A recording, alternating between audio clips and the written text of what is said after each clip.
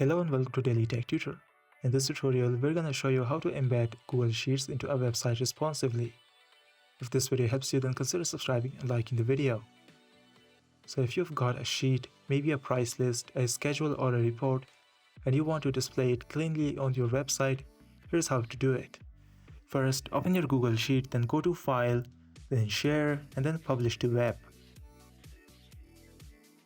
Choose the entire sheet or just a specific tab. Then click Publish. Once it's live, copy the embed code it gives you.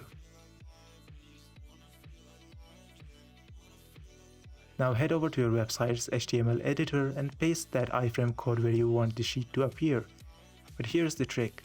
By default, that iframe has fixed width and height.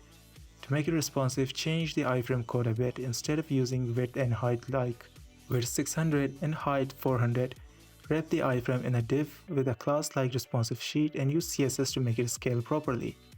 Something like this. And then in your CSS, you should use this color. This way your embedded sheet adjusts perfectly on any screen, desktop, tablet or mobile. This was for today's tutorial. If this video helped you, then consider subscribing and liking the video.